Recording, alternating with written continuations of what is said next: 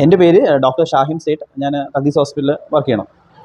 ഞാൻ റീസെൻ്റ്ലി ഒരു ബ്രസ്സ ZDA+ വാങ്ങിച്ചായിരുന്നു. 2018 മോഡലാണ് വണ്ടി.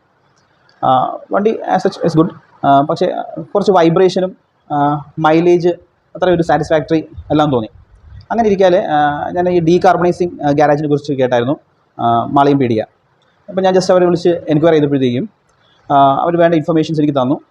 വണ്ടി ഡീകാർബണൈസ് ചെയ്തു. ഞാനൊരു പ്രീമിയം പാക്കാണ് എടുത്തത്. നേരെ കൂട്ടി ഡീകാർബണൈസ് അല്ല ചെയ്തത്. അജ്മൽ ഹീസ് ആൻ എക്സ്പീരിയൻസ് ഗൈ. പുള്ളി അതിൻ്റെ എൻജിനെ സ്കാൻ ചെയ്തു, ഫിൽറ്റർ നോക്കി, ബാക്കി സൈലൻസറിൽ കാർബൺ ഡെപ്പോസിറ്റ്സും ബാക്കിയുള്ള സ്ഥലത്തുള്ള കാർബൺ ഡെപ്പോസിറ്റ്സും അത് പുള്ളി എനിക്ക് റിവീൽ ചെയ്ത് തന്നു. സ്കാൻ ചെയ്തിട്ട് ഉണ്ടായിരുന്ന ഡിഫക്ട്സ് കാണിച്ചു തന്നു. അങ്ങനെ നമ്മൾ ചെയ്തു. ഒരു 30-40 മിനിറ്റ്സ് കഴിഞ്ഞിട്ട് ഞാൻ ജസ്റ്റ് ഒരു ചായയൊക്കെ കുടിച്ചിട്ട് വന്നപ്പോഴത്തേക്കും ദ വെഹിക്കിൾ വാസ് റെഡി. അപ്പം അജ്മൽ എന്നെ വണ്ടിയിലിരുത്തി. വണ്ടി സ്റ്റാർട്ട് ചെയ്തപ്പോൾ തന്നെ എനിക്ക് എൻ്റെ വൈബ്രേഷൻസ് ഒട്ടും ഫീൽ ചെയ്യുന്നുണ്ടായില്ല. ബിക്കോസ് ഞാൻ നല്ല വൈബ്രേഷൻസ് ആ വണ്ടിയിൽ ഫീൽ ചെയ്യുന്നുണ്ടായിരുന്നു. എൻജിൻ സൗണ്ടൊക്കെ നല്ല രീതിയിലുണ്ടായിരുന്നു. ബട്ട് ഓൾമോസ്റ്റ് എനിക്ക് തോന്നുന്നു അറൗണ്ട് ഒരു 70% എൻജിൻ സൗണ്ട് മാറി, വൈബ്രേഷൻ മാറി. പിന്നെ നമ്മൾ ഒരു ഡ്രൈവ് പോയി, ഒരു 5 കിലോമീറ്റേഴ്സ് ഒരു ഡ്രൈവ് പോയി. It was performing very well.